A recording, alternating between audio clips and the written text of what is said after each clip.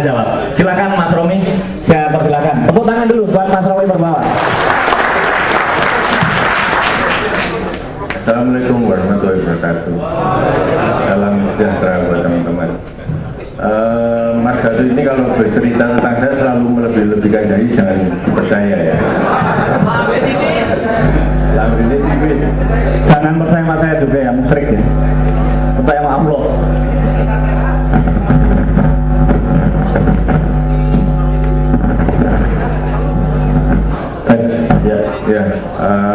Seperti yang tadi Mas Gatot bilang, kenapa sih foto story kebanyakan yang bikin selalu teman-teman jurnalis. Terus fotografi itu emang banyak yang macam-macam ya hobi. Ada hobi teman yang landscape, ada yang hobi foto model, ada yang makro, mungkin ada juga yang hobi mengkoleksi kamera saja. Bahkan ada teman saya yang hobinya itu sekedar dengerin kamera itu aja udah senang gitu loh. Itu bener, ada teman saya temannya Mas Gatot juga, fotonya banyak banget, nggak pernah dicetak satu kali pun. Nah, saya di sini ingin mengajak teman-teman bahwa Anda udah banyak belajar dari Mas Gatot bagaimana memotret landscape yang bagus, dari slow speed, dari graduate ND dan macam-macam. Anda udah belajar motret model yang bagus yang bagaimanapun. Anda juga udah belajar motret makro, slow speed gimana, komposisi gimana. Semuanya itu diperlukan sebenarnya. Itu hal teknik. Tapi manfaatnya untuk apa? Apakah sekedar ujuk kebolehan aja bahwa Anda udah bisa motret landscape atau model dengan bagus? Ini foto story ini salah satu kesempatan ya buat teman-teman, apalagi yang dari penjuru Nusantara ada semuanya, untuk membuat story yang mungkin kenapa harus fotografer dari luar negeri atau jurnalis, bahwa foto story sebenarnya cara bikinnya itu gampang gitu. Asal kita ngerti caranya. Saya ingin berbagi itu pengalaman saya dari yang saya dapatkan dari beberapa workshop.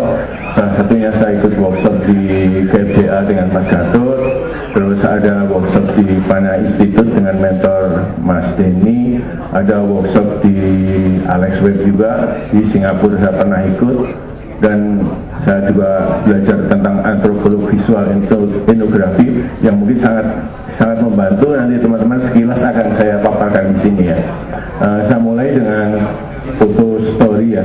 Foto story itu seperti yang tertulis di situ, rangkaian beberapa foto yang menceritakan kisah. Jadi rangkaian, bukan kumpulan. Antara satu foto dengan foto yang lain yang disajikan itu harus saling menguatkan dan saling ada hubungannya. Jadi itu foto story. Saya sekali lagi bukan kumpulan foto bagus, itu bukan. Next.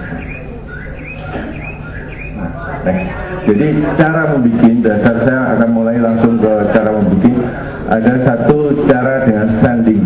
Sanding itu menyandingkan dua foto yang berbeda secara bersamaan, sehingga yang melihat foto itu bisa menginterpretasikan sesuai dengan apa yang dia rasakan. Jadi pembaca ini, penikmat fotonya itu pintar, bisa menelaah sendiri. Ini saya kasih contoh satu foto dari bukunya teman saya Mas Mamo, Tanah yang Hilang, cerita tentang Lapindo. Kita lihat di situ suatu kampung yang tenggelam dan tinggal sedikit masjidnya. Terus ini ada satu lagi foto bapak-bapak yang ke makam yang meninggal dunia. Nah, ini saja single foto. Kalau kita jadiin satu, nah, ini sistem titik menyandingkan dua foto. Jadi saat kita mau motret foto story, bukan hanya bagaimana memotret, tapi bagaimana menyajikannya juga. Next, kedua. Ini foto penambang kawah ijen kita tahu. Saya potret ini karena dia maskernya kan pakai kaos ya. Terus dia nggak pakai sepatu. Ini salah satu penambang yang usianya udah tua, namanya Pak Samion. Kita next lagi, foto satunya lagi. Nah, foto ini akan sedikit lebih terasa dengan saya menyajikan foto kakinya yang udah tua berkarat. Jadi teman-teman bisa menginformasikan sendiri gitu kan. Oh, ini kakinya orang yang sekian tahun udah mengangkut belerang. Dia dari tahun waktu itu belerang tuh harganya masih Rp50 1 kilo sampai sekarang Rp850 1 kilo. Seperti fotonya Mas Ardhani yang di Facebook kemarin, dia tunjukin titik juga orang pakai penambang belerang dengan badannya yang kekar. Nah, itu salah satu titik. Next lagi. Ini foto tentang perang sapu ya di Morella. Next. Ini diptik saya sandingkan. Jadi foto yang satu sama satunya menguatkan. Ditambah lagi. Di sini keikhlasan ceritanya tentang perang sapu itu kapiten ya. Jadi semakin darah tertumpah banyak itu penghormatannya, rasa bersyukurnya semakin baik buat mereka. Tapi tidak ada dendam. Di akhir ceritanya dia berpesta, nggak ada kemarahan itu. Di sini foto saling menguatkan. Nah, ini satu cara sandingnya. Kedua, ada kita cari cara series.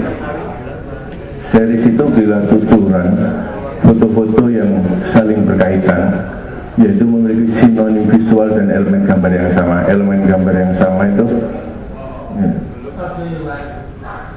Dewi baiklah. Aku diperiksa Pak. Satu mempunyai temanya sama. Misalnya contoh ini di sini nanti aku mau bercerita series toksis, misalnya demam toksis ya kan.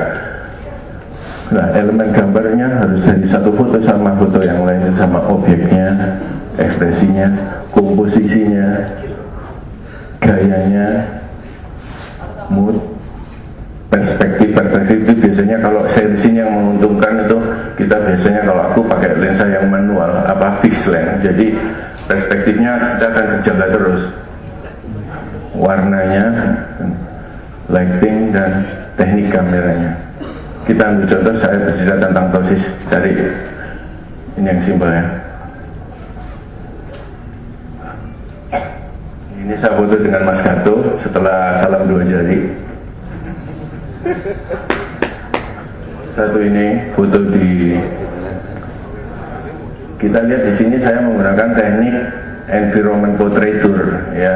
Saya pakai semuanya lensa 28 dengan harapan tongsisnya kalau kita agak lebar, tongsisnya kameranya jadi kelihatan lebih besar, dan focal length-nya saya atur yang sama terus. Ini kalau mau bikin series toksis ini pendekatannya paling banyak karena paling mudah, karena orang ini orang yang suka difoto kan. Boleh nggak saya mau kalian saya tanya? Oh boleh mau banget ya. Pada senang semua sih, enak. Ini Bromo. Ini di Surabaya Karnival. Jadi semua dari satu foto-foto yang lain punya mood yang sama. Ini anak saya yang paling depan ini waktu itu festival. Ya. Nah, ini sistem series. Satu lagi saya kasih contoh waktu saya ikut meliput antara waktu gempa di Kelut. Sebenarnya saya kepikiran suatu ruang keluarga setelah saya masuk 1, 2, 3 rumah kok ada yang sama, ada sesuatu yang menghubungkan. Saya bikin foto series tentang living room.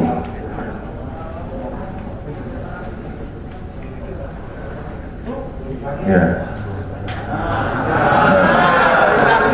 Wah iya, harusnya dari tadi gini nih.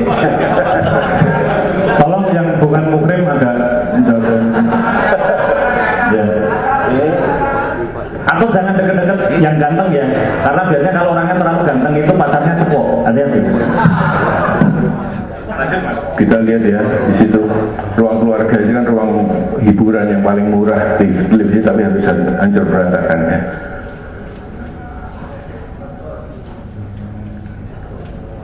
Semua saya potret dengan vokal yang sama, ada di situ televisi yang menghubungkan dari satu foto ke foto yang lain.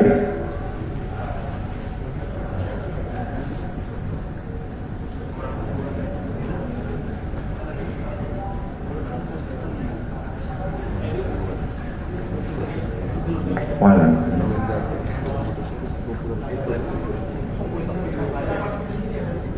Ya, ini series apa itu? Nah, ini salah satu sistem untuk cerita series. Jadi gampang kan motret apa foto stories itu, nggak harus yang susah-susah. Di sini juga perlunya kita belajar potret model ya, karena pakai seperti ini. Ini joki-joki yang saya potret dari rumah ke rumahnya dia. Mereka saya pakai 2 flash, saya dipinjemin teman saya, teman Mas Gatot. Ini saya diajarin sama beliau juga. Saya pakai bawa kain, saya keliling naik sepeda motor ke rumah-rumah ini. Ada satu hal saya cerita di sini yang bikin saya agak terenyuh juga melihat kehidupan mereka ya. Buat saya seorang foto dokumenter dan untuk buku itu, data mengenai tanggal lahir itu kan penting. Hampir semua, saya motret ada 20 anak lebih itu, nggak ada yang tahu satu pun tanggal lahirnya berapa. Padahal anak kita itu kalau ulang tahun udah bingung minta hadiah apa ya. Jadi saya terpaksa harus nyari, orang tuanya nyari dulu aktenya. Kalau nggak ada, besoknya pagi saya ke sekolahnya, lihat raportnya, baru saya tahu tanggal lahirnya.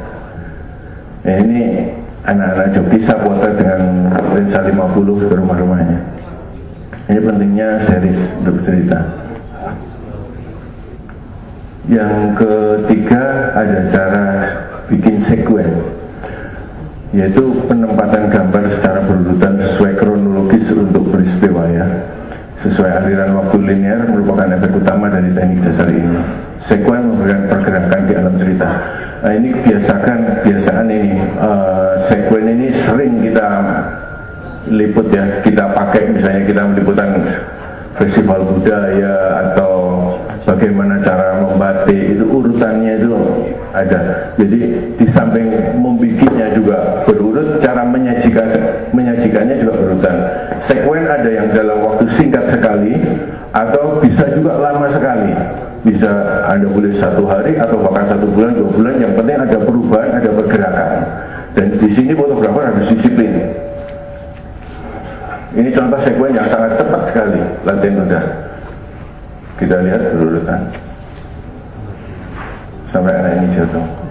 Ya, saya kasih contoh lagi sekuen. Saya motret pekerja anak di Flores yang mereka ini 6 saudara hidup tinggal bareng dengan omanya yang udah umur 70 tahun, sehingga dari 6 anak ini yang sekolah cuma 1, Jessica, mereka bekerja sebagai nelayan siang ya di Teluk. Nelayan Teluk itu kan dari pagi sampai sore, kadang-kadang sampai malam. Anak-anak ini bertugas untuk tukang ngopiak. Setelah jaring ditebar, dia ngopiak ikan biar lari ke jaringnya. Mereka tinggal sama mamanya karena bapak ibunya itu jadi TKW sama TKI, nggak pernah pulang, kirim kadang-kadang sebulan 500, kadang-kadang nggak kirim, jadi nggak keurus sama sekali. Kita lihat ya.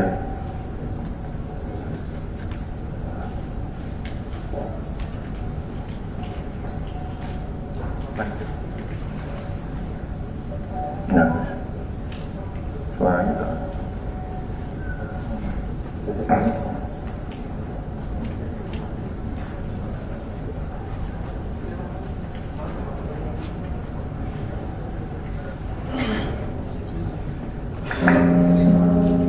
Ulangnya itu. Ulangnya.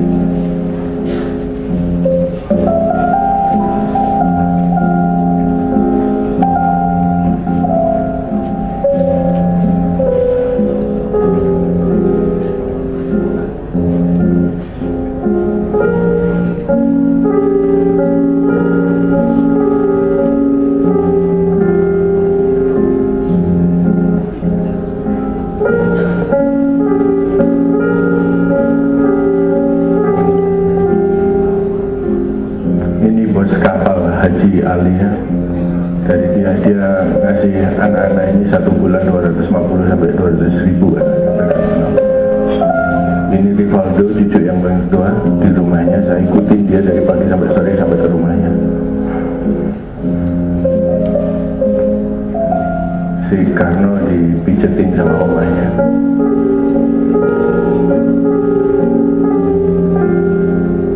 Ini Mama Katrina Lupe, namanya keren tapi susah.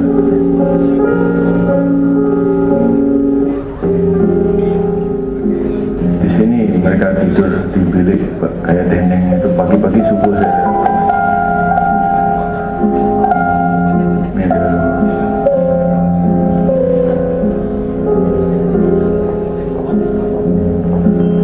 Dari mereka 6 saudara ini Jessica aja yang sekolah.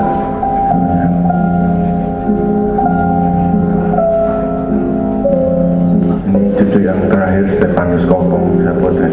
Kita bangga lurusnya mereka.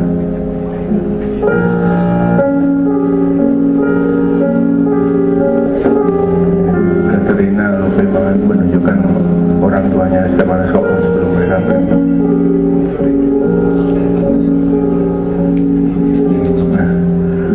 Salah satu sekuen saya ikutin mereka dari sore sampai janjian paginya, sampai aku ikut berlayar sampai nyampe ke rumahnya, sampai paginya lagi aku datang subuh-subuh ingin ngerti bener nggak sih mereka ini tidurnya di bilik itu yang kecil. Saya subuh-subuh datang ternyata bener di situ tidurnya gitu. Jadi kadang-kadang gini, dalam pemotretan sekuen emang fotografer lebih mudah untuk membuat kalau kita udah tahu story-nya ya, misalnya seperti acara yang sering kita lihat misalnya peliputan untuk misalnya perkawinan gitu ya. Tetapi kadang-kadang kalau kalian datang ke suatu event budaya yang misalnya seblang gitu, kita mau motret runtutannya gimana. Nah, kita belum tahu tentang seblang itu apa-apa, itu potret aja. Nanti setelah kita motret baru kita tanya ke mereka, ini artinya apa sih? Ini siapa? Itu boleh setelah motret. Karena saat kejadian, saat kita ritual itu jalan, kita motret sambil tanya, kita nggak akan dijawab, Bil. Itu disusun belakangan gitu ya. Belakangan itu bisa. Mungkin saya tadi sedikit satu tergelitik Mas, apa sampai sejauh itu juga. Saya tadi sekilas saya melihat pertama itu ketika dibuka fotonya dengan anak loncatnya ke sebelah kanan ya. Ya tadi kalau mungkin ada yang nyadarin juga, foto terakhir itu anak-anak juga duduk tapi memandang sebelah kiri, itu disengaja nggak Mas? Itu terus terang saya sengaja ya. Artinya dalam hal memotret saya coba, karena kita satu kali lagi kita bercerita melalui visual. Nah, kalau visual Mas Gatot jagonya ini, kita ngomong gestalt, kita ngomong tradisi gitu. Suatu yang harapan masa depan itu kan dari, kalau untuk orang di Indonesia itu kan dari kiri ke kanan ya. Nah, sedangkan foto ini saya tutup dengan suatu visual gambar anak-anak dua, si Soekarno sama Valdi itu dari kanan menghadap ke kiri. Dia seorang jadi ke masa lalu. Harap mereka masa depannya ya satu harapan yang suram gitu lah ceritanya. Itu maksudnya kalau kita mau mempelajari bahasa visual ya. Saya lanjutkan ya dari saya sekuen sampai sekuen udah ada blok. Nah, ini blok ini jika jumlah gambar yang berbeda, masing-masing bingkai mengisolasi satu aspek yang unik dan menarik secara visual dan mampu membentuk dan memperkaya isi cerita, digunakan secara bersamaan dalam satu tuturan. Maksudnya gini, justru blog ini yang sering dipakai untuk foto story yang bertema isi foto, pendapat. Jadi masing-masing foto punya konten opini yang kuat, tetapi juga ada hubungannya dengan gambar-gambar yang lain. Ini sistem blog. Ada yang perlu tanya enggak? Blog. Ada. Nah, contohnya ya. Ini saya isi foto itu mungkin salah satunya bahwa kita pengen mengungkapkan sesuatu bukan hanya sekedar bercerita aja. Jadi kalau foto yang tadi kan yang umum ini ada realita di lapangan, kemudian kita kasihkan ke orang, kita paparkan. Tapi kalau mungkin kalau yang IC itu lebih ke kita sendiri pengen berpendapat opini ya, kita ada opini kita di situ ya Mas.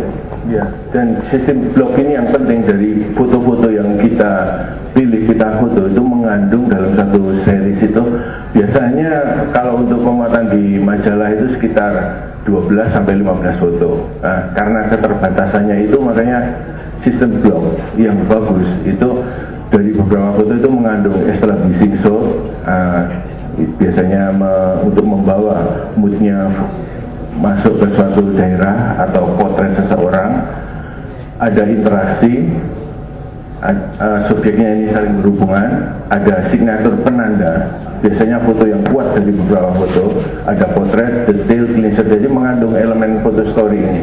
Kita ambil contoh ini salah satu dari buku saya mau pakai dalam menyusun buku ini, saya pakai itu diptyk, saya pakai sending, saya pakai series, dan saya pakai blog juga. Ini salah satu contohnya, saya mau pakai blog, sekalian saya bercerita ya tentang, untuk teman-teman yang udah beli buku mungkin bisa lebih mengerti lagi ya. Oh ya, mungkin informasi teman-teman, saya tadi memaksa distributornya kesini membawa mungkin cuma sekitar 60 buku ya, karena tinggal berapa Mas? Tinggal 120 buku ya yang belum laku ya. Itu jadi saya sih ngambil 60, harapannya teman-teman yang berkeinginan nanti boleh beli lewat Mas Luki atau Mas Tommy ya. Itu 230.000. Tapi nggak akan rugi karena ini buku yang saya sendiri sudah ngikutin prosesnya dan semua orang Indonesia sudah mengakui ini, bahkan wartawan Unggali punya seperti ini. Nanti silakan menghubungi Mas Tommy seperti itu. Terbatas banget ya, terbatas banget. Kita. Terima kasih Mas Gatot kita. Jadi saya ulangi lagi. Nanti kita tinggal periksa pajaknya ya. Jadi ini saya foto establishing ya. Saya ini kota Bima kecil di situ. Saya memang ingin memperlihatkan bukit-bukitnya, Teluk Bimanya, dan saya ambil foto ini di namanya Bukit Jurang Jiwa. Namanya udah keren banget. Itu arah Bima mau ke Sape ya. Bima mau ke Sape. Saya sengaja muter ini, saya nyari waktu mendung memang. Pernah kesini udah tahu, tapi terang waktu mendung aku masih dulu nekat karena ini mood dari buku ini aku pengen yang moody. Nah ini contoh establishing shot. Masuk bukunya lewat gambar ini ya. Nah, di sini saya masukin juga suasana dari daily life ya di Sumbawa, hubungan kuda dengan orang-orang, interaksi ya. Di sini seorang anak ini Dao, umurnya waktu dilatih ini masih 5 tahun. Sekarang dia udah jadi joki. Terakhir saya ke sana sekarang udah jadi joki, udah jagoan. Dilatih sama kakaknya Heri di Galaki.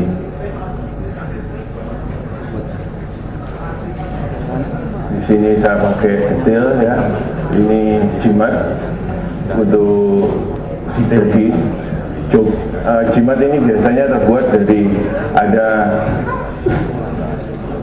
tokek itu kulit tokek yang mati tapi masih nempel di dinding gitu ya, yang nggak jatuh, atau ada yang dari kapas atau ada tulisan apa gitu biasanya. Nah, ini mereka latihan di pacuan interaksi.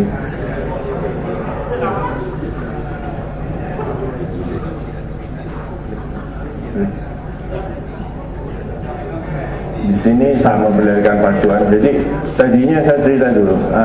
Tadinya saya mencoba membuat foto story, tapi ceritanya itu di dalam pacuan aja. Kebanyakan kan foto story atau kita biasa membuat itu tahunya dari persiapan, berangkat, pakai helm, terus naik kuda, pacuan, nyampe, dapat hadiah, atau terima uang, udah. Tapi rata-rata seperti itu. Tapi naratif kalau deskriptif, itu naratif, itu sekuen. Tapi kalau ini blog, kita bisa memasukkan lebih banyak lagi cerita dalam satu tuturan.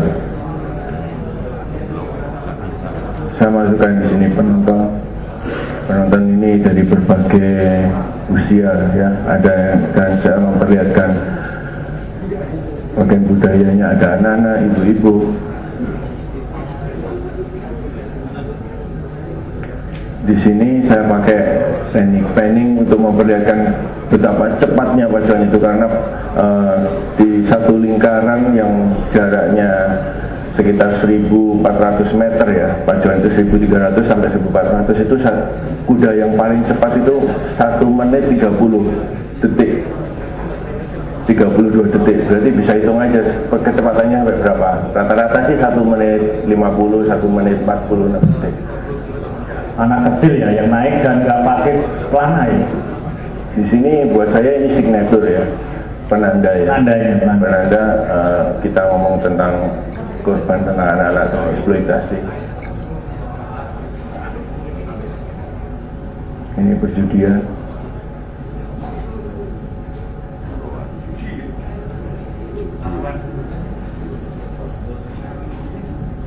Di sini kenapa? Apa itu? Ini limi yang jatuh, tulang ininya patah ya. Nah, saya udah mencari ke berbagai perpustakaan daerah, ke museum, ingin tahu, googling juga sejak kapan sih pacuan ini ada, terutama setelah pakai anak-anak ya. Saya nggak menemukan secara pasti kapan pacuan itu ada, tapi saya mencoba mendapatkan ini setelah saya ke rumahnya. Dia ini turun-turunan ya, turun-temurun, dimulai dari kakeknya ini Muhammad Idris. Ini udah cukup tua, umurnya waktu saya potret ini 70 sekian gitu. Berarti pas dia dulunya joki. Berarti itu secara visual saya potret tour environment udah bisa memperlihatkan berapa lama pacuan ini udah berlangsung. Sekarang anaknya dari Muhammad Idris itu Solahuddin Idris, itu yang jadi bapaknya Limi, jadi pengurus kuda sekarang. Anaknya sekarang Limi, yang depan pakai kemeja itu sekarang dia jadi jokinya. Ima itu pasti akan jadi joki saudaranya. Jadi potret, mewakili potretnya mas ya? Ya, environment. Tapi pakai environment potret. Ya. Ini juga potret, tapi bisa jadi juga salah satu korban saldi yang mukanya rusak, dia kecelakaan. Ada luka yang membekas sampai sekarang, dan kemarin bapaknya baru telepon saya selalu menjalin hubungan dengan baik. Dia saldi ini masih joki, kakinya kemarin patah.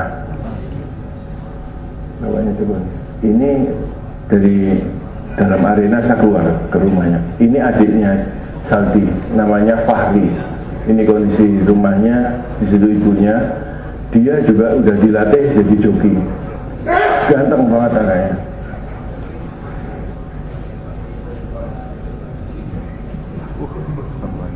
Nah ini Fahri, seorang joki setelah dilatih untuk pertama kali turun ke pacuan itu kayak diruat, dimandiin gitu ya sama sandronya ya.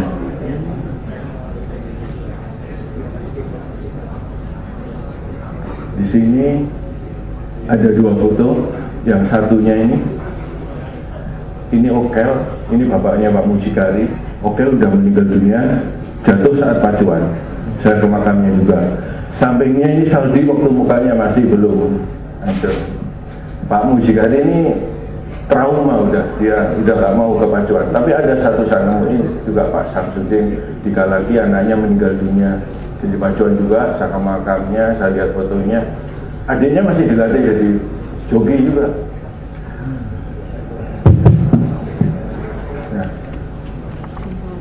Ini penutup, bisa saya pakai foto ini sebagai penutup bahwa pacuannya akan terus ada.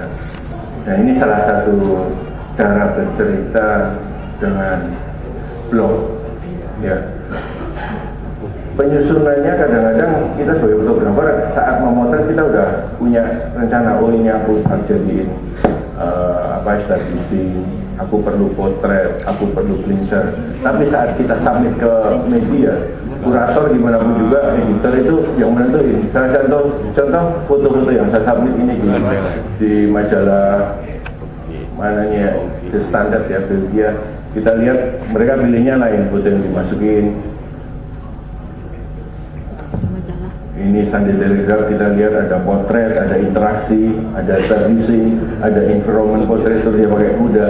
Jadi itu tergantung sama editornya. Dusi format pakai seperti ini. Iya, beda semua ya yang ambil. Ya, BSD juga pilihannya. Tapi sebenarnya kalau kita mulai suatu project, kita harus sudah konsentrasi ke beberapa hal itu ya, elemen foto story itu. Oke, jadi kita udah tahu nih. Tadi saya ada titik, sending, sequence, blok. Ya. Sekarang intinya, saya ingin mengajak teman-teman itu kalau memotret, kita mulai dari apa yang akan kita ceritakan, story. Jadi lupakan dulu bahwa kita, wah aku ingin motret nanti harus dapat foto yang bagus, harus foto yang indah, itu lupain dulu. Nanti akan Anda dapatkan sendiri itu kalau Anda konsentrasi terhadap cerita apa yang akan Anda sampaikan melalui foto. Jadi cerita dulu Pak ya. Kita merencanakan cerita baru foto belakangan ya. Bukan asal motret dulu, ntar bikin cerita asal jadi gitu, bukan gitu ya. Sebaiknya kita tentuin topik ya. Topik nggak harus yang susah-susah ya. Topik cari yang mudah yang secara visual menarik bisa. Kalau susah nyari topiknya apa, nonton aja Kick Andy misalnya, ya kan? Kita mau motret bikin seseorang yang menginspirasi. Siapa tokohnya kita cari, kita motret. Atau seperti saya tadi lah, toksis gitu. Ya. Topik ini kita harus fokus. Cari topik yang secara visual kira-kira menarik. Jangan misalnya aku mau meneliti motret tentang ilmu hitam misalnya. Itu susah gitu. Atau tentang perpaduan bahasa motretnya gimana gitu kan. Nah ini penentuan topik itu yang penting dan kita harus fokus. Fokus itu makanya sering fokus itu bukan berarti nggak tajam, tapi fokus itu juga bisa tajam. Dua riset penelusuran penelitian informasi secara rinci dan komplit adalah dasar saya buat foto. Jadi saya ini saat mau melakukan potret bacaan udah saya googling, saya banyak baca. Kadang-kadang biar kita datang ke tempat arena ini kita tidak dengan pikiran yang kosong gitu, dan dengan kita tahu itu sebagai bahan juga untuk menyambung pembicaraan pendekatan ya. Misalnya, wah aku nih baca kuda-kuda, nama kuda, nanti saat aku datang kenalan itu ngomongnya, wah Pak kuda Jamilan ini, wah ngerti mereka, kelas kuda aku ngerti, kuda asalnya Bima itu dari mana, misalnya kawin dari Sumbawa, kuda Bendur itu apa, kelas THB apa, ini apa, jadi kita masuk ke lingkungan orang itu nyambung ngomongnya gitu. Itu pentingnya penelitian biar apa yang kita potret itu nggak salah. Kedua, pendekatan dengan subjek. Nah, pendekatan ini yang penting. Pendekatan tidak hanya sekedar kita kenal, permisi Pak kenal, boleh nggak potret? Nah, itu pendekatan yang salah. Pendekatan itu bagaimana subjek kita itu sampai sama sekali kamu nggak dianggap lah. Dia nggak peduli sama kamu. Kayak foto saya tadi yang penonton banyak itu ya. Sekian banyaknya orang itu nggak ada yang lihat saya satupun gitu. Karena mereka udah nggak asing sama saya gitu. Mereka udah nggak peduli lagi. Orang bawa kamera apa udah nggak peduli, itu pendekatan dan kita udah ngerti bener. Ada satu lagi nih pengalaman, kalau Anda datang ke subjek, ke rumahnya mau motret, usahakan jangan janjian, datang aja. Tantangan kita itu kan bagaimana menangkap subjek ini dengan kondisi yang natural apa adanya. Saya pernah datang janjian sama Sandro Kuda. Saya ngerti udah datanya, dia ini seorang juragan Ben-Hur. Saya datang ke rumahnya, tapi salah saya janjian. Begitu saya datang, dia udah pakai baju Muslim yang budru itu, pakai polban yang dia beli di Mekah. Waduh mati, aku emang nggak dapat sekali, tapi udah lama gitu.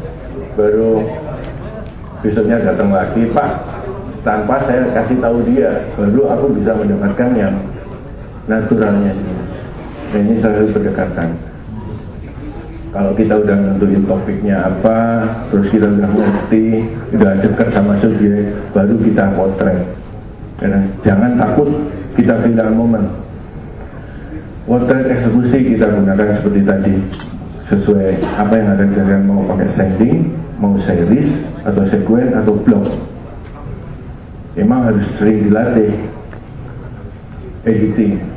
Ya, nah, potret story karena ini rangkaian beberapa foto, saya sarankan teman-teman editing di sini yang saya artikan bukan hanya proses ngedit di Photoshop aja, tetapi editorial, sequencing misalnya. Jadi kita milih foto ya, cetaklah foto, meskipun 3R aja cukup. Kita bandingin apa yang udah kita potret, bagaimana, mana yang akan kita jadiin editing, mana yang cleanser, master, itu usahain dipotret, apa dicetak, tempel-tempelin di dinding atau pakai meja. Nah, kita kurang apa, besoknya kita potret lagi ulang. Ya emang kayak gitu. Jadi potret harus dicetak, betul. Kedua, foto yang secara estetika fotografis kurang baik, tapi mampu membangun keutuhan cerita lebih penting daripada sekedar foto bagus. Kembali lagi, foto story itu bukan kumpulan foto bagus. Kadang-kadang foto sesuatu yang flat atau yang shake untuk membangun mood itu penting. Ini karena keterbatasannya berapa foto yang kita sajikan kan, makanya kita harus foto-foto ini jangan sampai terjadi pengulangan. Nah, ini sekilas ya catatan. Ada lagi pendekatan etnofotografi. Ini cocok buat teman-teman. Jadi kalau mau mempelajari ini jangan takut ditempatkan di misalnya dinunukan gitu. Malah senang nanti bisa bikin gaya WH itu seperti apa gitu. Jadi jangan minta di Jawa terus, malah senang kalau ditempatkan di sana ya. Ini sekarang kita udah tahu nih ya bagaimana pakai titik, sekuen, cara bikin tahu, terus menentukan topik. Sekarang kalau kita mau motret budaya, contohnya misalnya Candi Dasar ya. Setiap tahun banyak teman-teman foto ini ya, berkali-kali tiap perang Pandan itu datang, perang Pandan datang, sampai 10 kali datang, 5 kali datang. Potretnya ya udah perang Pandan terus. Setiap tahun makin susah padahal motret perang Pandan itu. Sampai teman saya itu bawa tangga dari Surabaya sekedar untuk mendapatkan angle yang bagus. Teman saya siapa? Gatot, Romi Perbal. Karena pengusaha di sana tangganya disewain mas ya. Jadi, tapi coba kalau kita melakukan pendekatan etnofotografi, ya, kita potret misalnya di data itu environment, establishingnya, lingkungannya dari kejauhan ya kan, mungkin sekarang pakai drone, suasana kampungnya seperti apa. Satu, rumah-rumah penduduknya misalnya, dalamnya gimana, dapurnya gimana, kita potretin itu. Mungkin ada ornamen-ornamennya apa. Skill, kita potret ini. Perempuannya ngapain? Oh, tukang tenun. Laki-lakinya kerjanya apa? Apakah petani atau udah jadi apa? Kita potret ini. Ya, anak-anak sekolahnya gimana, permainannya gimana. Permainan ini penting, ini suatu budaya ini dari permainan. Apakah gasingan atau ada sudah manda ya, sudah manda atau apa, itu perlu dipotret. Religi, agama. Nah, kayak coba perang Pandan, padahal kita perlu aksinya 1-2 yang bagus udah cukup. Terus tadi rejang kita potret. Ini acara untuk apa sih? Anak-anak muda ini juga untuk cari jodoh di situ. Kita menjalin hubungan yang baik, kita telepon punya kontak, Mas, nanti kalau pas ada acara pernikahan, aku ditelepon ya. Kita datang potret itu sekuennya pernikahan. Ya, syukur kalau bisa dapat kematian atau kelahiran. Nah, udah deh, kasih beberapa titik, bawa ke dibawa ke editor, teman, jadi buku gitu kan. Candi Dasar saya ada ditempatkan di Nunukan, kita ngomong daya wihya seperti apa, kita potret itu, udah jadi buku, udah keren buku itu gitu. atau di Samarinda, Jaya Pelampang itu seperti apa. Seneng aku malah di Bupati mana bisa motret macam-macam, bisa bikin buku. Ini. Jadi ini saya harap kita nggak bingung lagi lah apa yang akan kita potret. Hal seperti ini nggak perlu terjadi lagi karena kita punya peran. Masih ada yang motret dengan banyak di bawah seperti ini, Mas? Kali ya. Ini sebagai penutup saya. Nanti kalau tanya silakan saya bikin trailer dari buku saya. Ini trailer bukunya Mas Romi ya. The Rider of Destiny. Para penunggang takdir. Jadi mereka karena takdir dan jadi pemacu ya. Jadi penunggang tugas.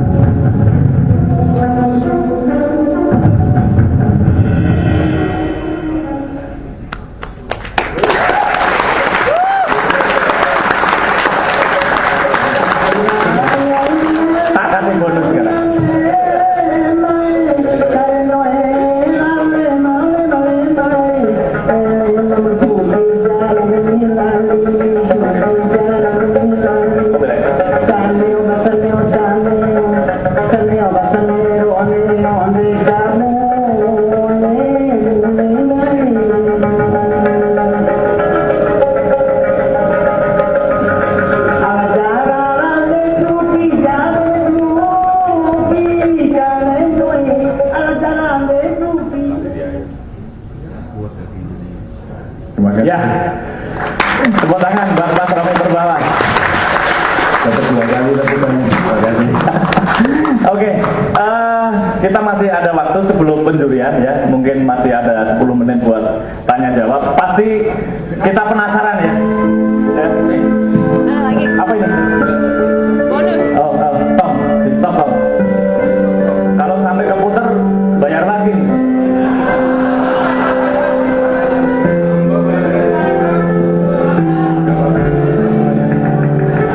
Bonus. Gak apa-apa, di setik aja.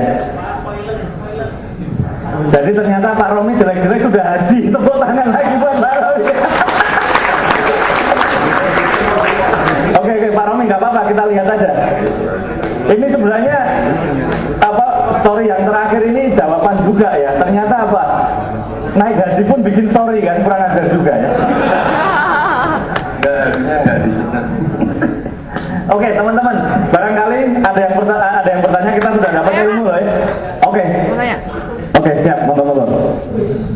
Namanya ya, namanya.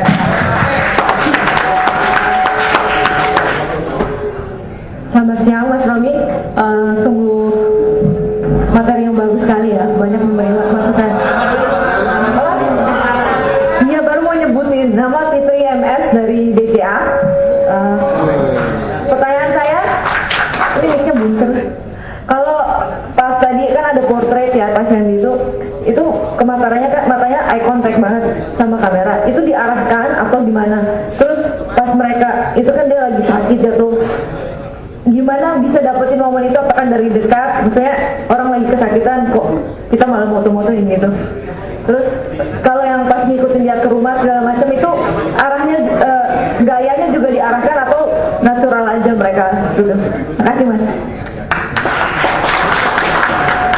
Iya bener ya, orang kesakitan dipotret kan, nggak punya perasaan fotografernya. Ayo Mas, mau.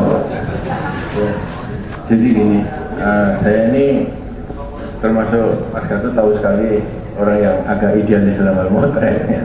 Jadi artinya saya sebagai dokumenter, foto dokumenter, saya nggak pernah mengarahkan ya, gaya itu nggak pernah mengarahkan, kecuali untuk proses potret tour ya, potret tour, environment potret tour atau pose potret, series potret itu memang fotografer ini mengarahkan gitu. Tapi saya nggak merubah lingkungannya. Nah, mengenai mata tadi, seorang Saldi misalnya sorot mata, Mbak mungkin tahu saya berapa kali motret dia, susah banget gitu. Tapi saya dalam hal ini melakukan eksekusi potretlah satu hal dengan beberapa kali shoot. Jangan kita merasa jagoan, saya sekali motret sudah motret lainnya daripada motret 1-2 shoot tapi banyak hal dipotret gitu loh. Karena apa? Konten ini penting gitu kan, seorang anak yang menderita tapi motret penderitaan nggak cukup dengan bekas luka. Gimana pun juga potret berhasil itu kalau sorot matanya itu bisa berbicara ya. Foto itu dari sorot mata itu yang kalau kita ngomong potret itu mata yang paling penting. Nah ini motretnya aku berapa kali buahnya gitu. Jadi saya coba, saya nggak ngarahin Saldi ini nggak. Kalau potret kayak gini untuk ngarahin itu malah susah. Yang potretnya saya juga. Cuma saya emang dekat banget sama dia terus kan. Saya coba waktu dia kena satellite, aku datang ke dia. Aku backlight, coba aku datang. Frontlight, aku potret.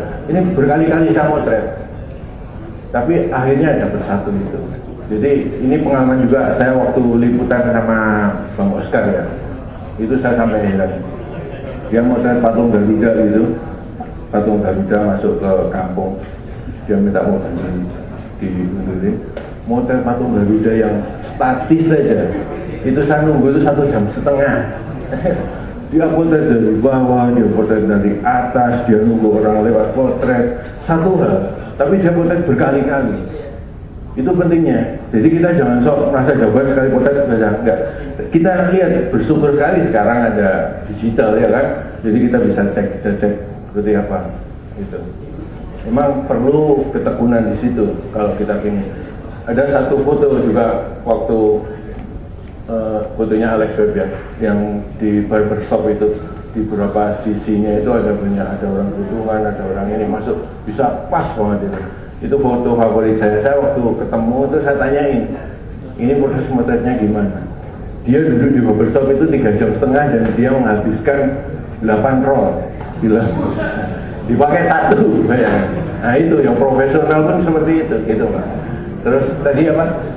Ada orang kakinya patah, kita kok malah motret gitu. Kayaknya nggak berperasaan banget sampean gitu.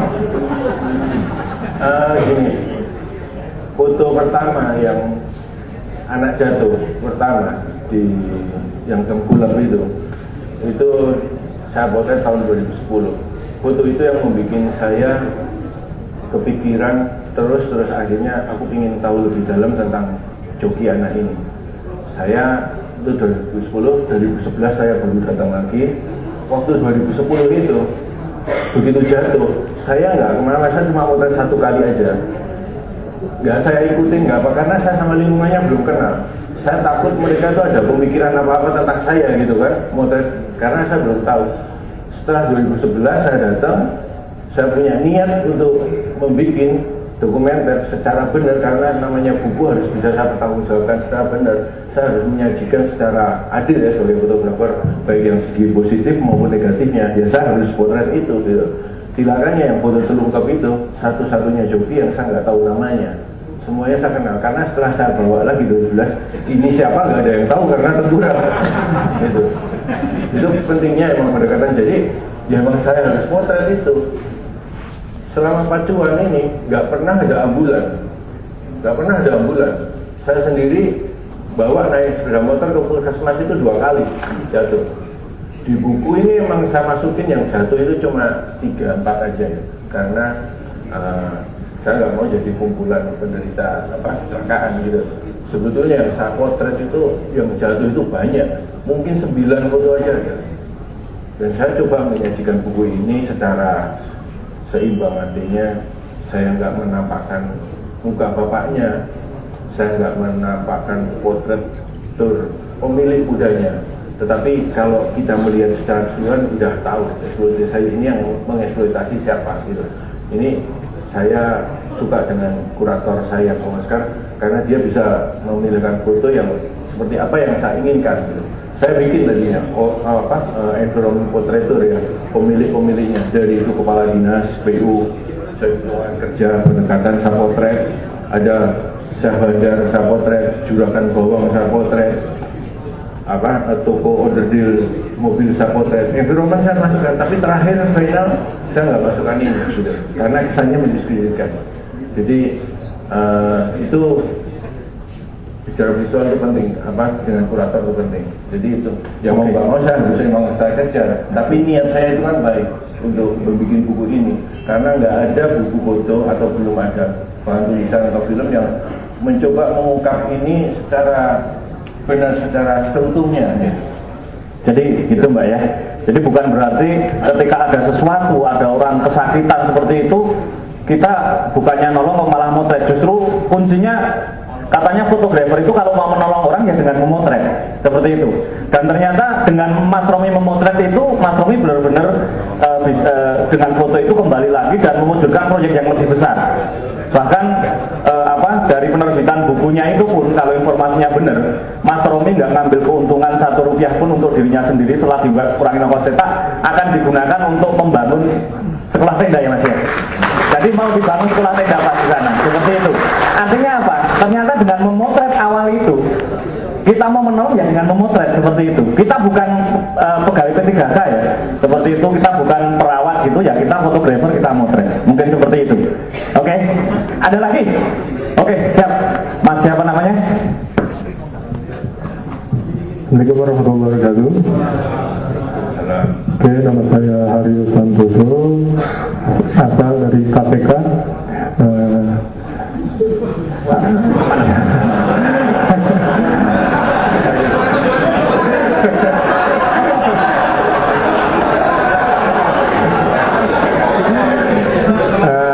Makasih kesempatannya. Jadi Mas, ada yang mau ditanyain tentang foto story ini kan kita harus berhubungan langsung dengan masyarakat, dengan lingkungan secara langsung ya. Terkadang ada hambatan,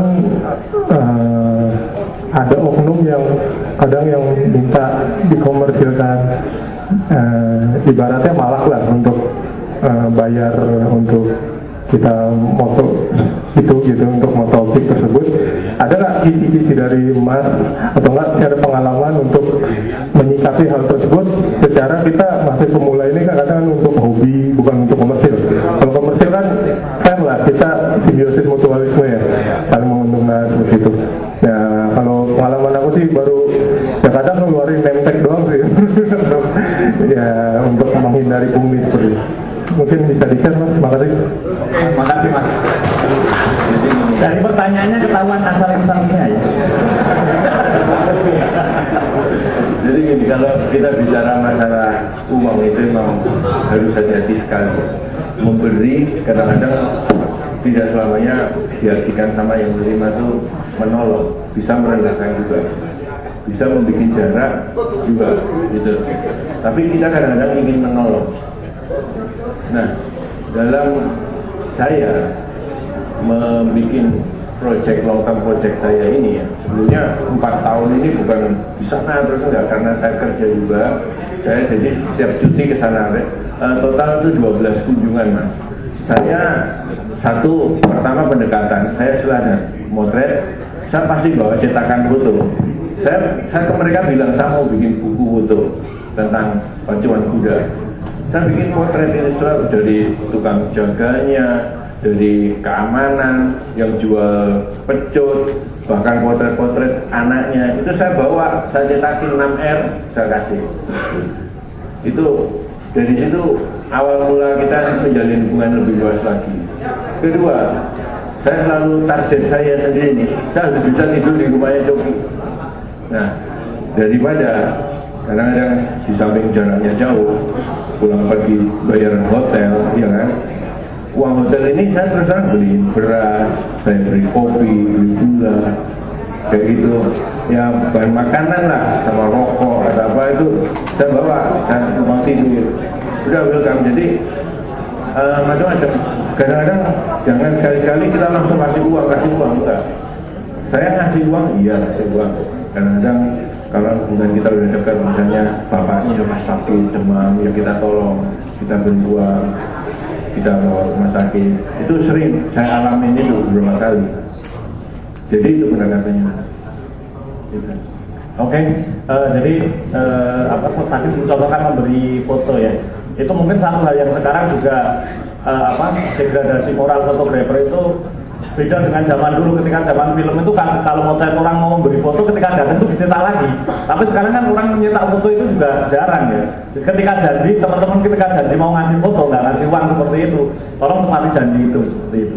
Senang kok rasanya. Ada satu fotografer Jack Karya sih, itu sekarang dia kalau motret dia pakai kamera digital, tapi dia juga bawa kamera instan. Jadi ketika dia habis motret seperti itu, dia motret pakai kamera instan atau foto bareng itu, tanda tangannya kemudian dikasih seperti itu. Ya, Mas juga Fuji instan dijual nggak Mas? Jadi rasanya senang juga kita kasih foto, terus lain waktu kita datang lagi, foto kita dipajang di rumahnya.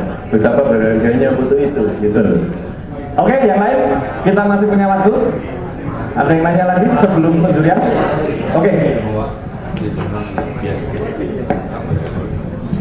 Terima kasih. Saya dari Arianto dari Kabupaten Kepanjen. Jumpa lagi Mas. Jumpa lagi Mas. Masih ada soal pertanyaan kemarin Mas. Saya tambahin.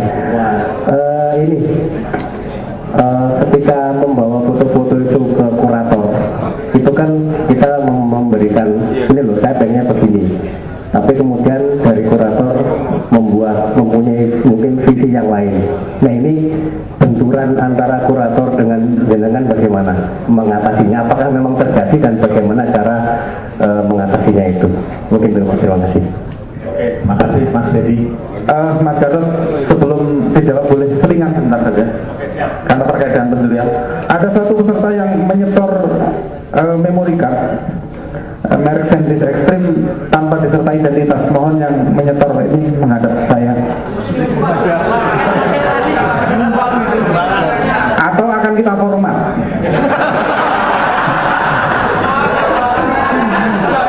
Baik, talkshow-nya akan berlangsung sampai pukul 14.30. Silakan yang masih mau punya pertanyaan silakan.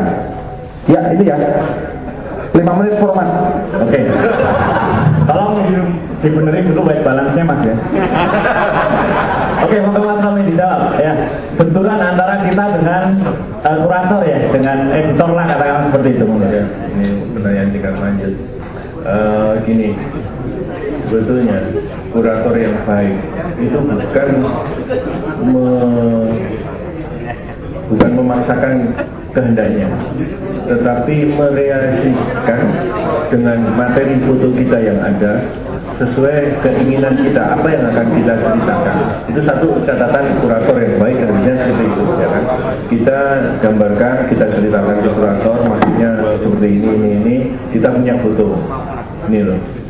Pertama biasanya sama kurator saya susun sekuennya sendiri, kamu gimana?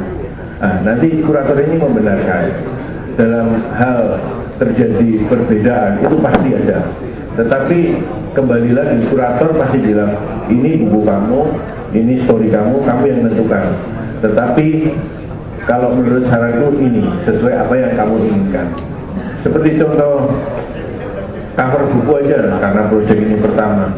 itu berapa bulan itu saya mutusin Antara judul sama cover kalau nggak salah ya. judul satu sama cover. Kalau dari square saya udah oke lah, untuk desain sedikitnya itu nggak apa-apa. Cover itu saya sampai mengadakan survei sendiri ya. Saya kirim message ke generasi yang seumuran saya dan agak di bawahnya, Mas Gato, ada Han Jengsus, ada Denny Salman, Edi Purnomo, Swanti, saya, dan beberapa teman. Sama saya suruh pilih, saya kasih 3 sampel. Sama generasi yang udah di atas saya, Pak Fendi, Arba'in, terus Bang Oscar, terus Pak Gunadi, ada Imam Hartoyo. Itu saya ingin tahu aja. Ternyata yang ini saya bisa membedakan sekali. Yang muda itu pilihannya sama, yang tua pilihannya sama. Berarti cita rasa itu ternyata sangat dipengaruhi dengan era zaman. Ini benar, nggak ada orang tua yang milih fotonya anak muda itu nggak ada. Benar-benar langsung 50-50 itu lainan. Emang benar cita rasa ini tergantung buku apa yang kita baca, film apa yang kita baca, buku-buku foto, musik juga. Ini sangat mempengaruhi. Zamannya itu sangat mempengaruhi orang-orang yang seumuran Pak Gunadi yang udah lanjut lebih tua dari kita ini lebih ke American style ya, gayanya tuh cowboy gitu. Tapi kalau yang sekarang ini mungkin dari Eropa banyak musik-musik, jadi suka sesuatu yang lebih visual, nggak verbal gitu. Terus terang aja cover buku saya itu verbal banget sebenarnya. Orang langsung tahu ini tentang anak-anak, tentang nggak pakai pelana, nggak pakai sepatu, itu verbal banget. Jadi kembali lagi kalau tergantung fotografernya juga sih, mau ego atau mau hormatin kuratornya gitu. Jadi itu emang artinya di komunikasi ya, komunikasi kita dengan kurator. Tapi itu tetap proyek kita ya, proyek kita dan cerita kita. Tapi apa yang akan kita sampaikan dengan buku ini itu emang harus fokus. Itu aja yang penting. Oke, fokus ya, bukan autofokus. Oke, ada lagi yang mau bertanya? Jarang-jarang ya apa? Kalau habis ini nanti mahal lagi nanti. Ada yang mau ditanyakan lagi tentang foto story? Beberapa teman sudah mulai membuat foto story. Kang Ardani itu hopeless potret model lumba-lumba itu hopeless, akhirnya sekarang bikin foto story dan cocoknya ternyata di situ. Mana Kang Ardani? Oke, ada lagi yang mau ditanyakan? Ya. Kita nanti akan penjudan, kayaknya udah konsentrasinya ke sini. Ya.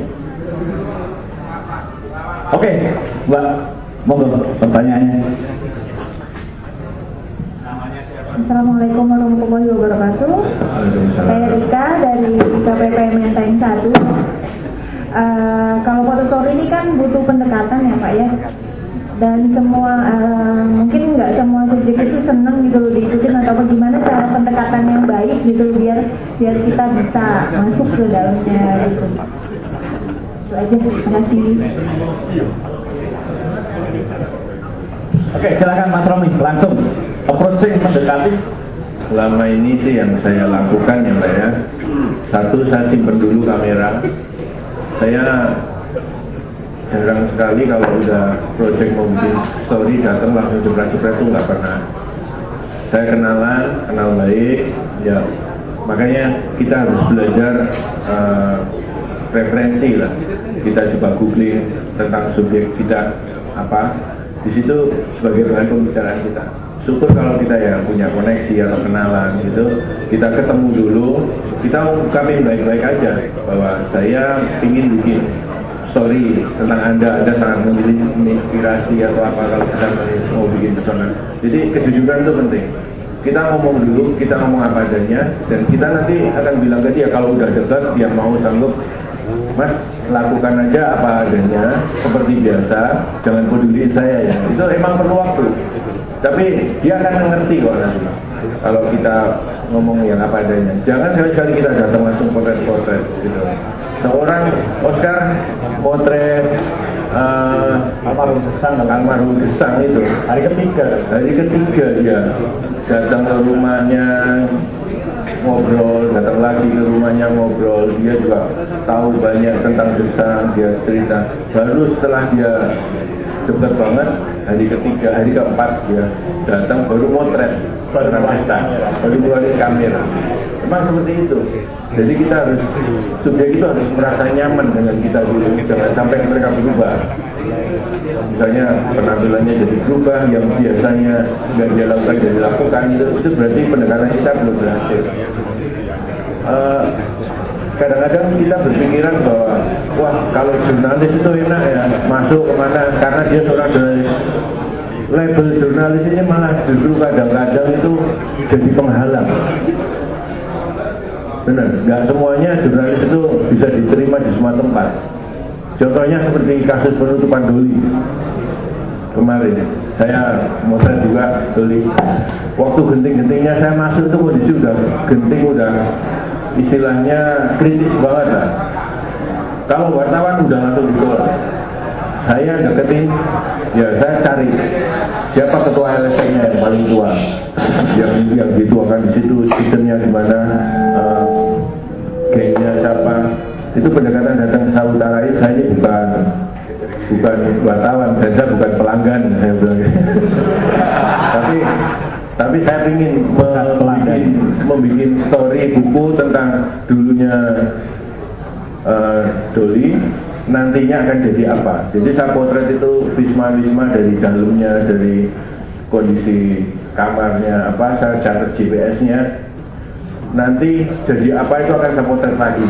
Jadi itu memang perlu pendekatan seperti itu, karena saya bukan wartawan dan mereka percaya, lama akhirnya disilahkan saya. Tahun baru nggak ada wartawan yang motret, cuma saya aja motret secara, karena mereka udah welcome sama saya gitu. Jadi emang perlu waktu Mas. Itu. Jadi jangan langsung keluarkan senjata, Mbak. Apalagi bawa kamera banyak, pakai ransel, kita datang ke rumah orang, udah tahu dulu kan orang. Kamera urusan belakang aja. Ya kadang-kadang memang ada, tapi alhamdulillah nggak pernah terjadi. Saya datang kemanapun aja nggak pernah diminta duit. Kalau teman saya Mas Gatut ini, kita datang ke satu pantai motret, ya kan? Dia lihat kameranya Mas Gatut di luar banyak sama Dodi Kemilan Desa. Wah maaf Mas, acara ini Anda harus bayar 100.000 karena profesional. Salamu kan? Kalau saya Mas, oh ya kalau Masnya gratis. itu terjadi benar waktu itu di Papua ya, karena saya pakai DSLR, pakai tripod gede, kelihatan profesional, saya dimintain duit. Kameranya Pak Romi ini meskipun lebih mahal jauh, karena kelihatan kecil kayak kamera aku kan nggak dimintain. Itulah awal mula mengapa saya sekarang beralih ke musik film.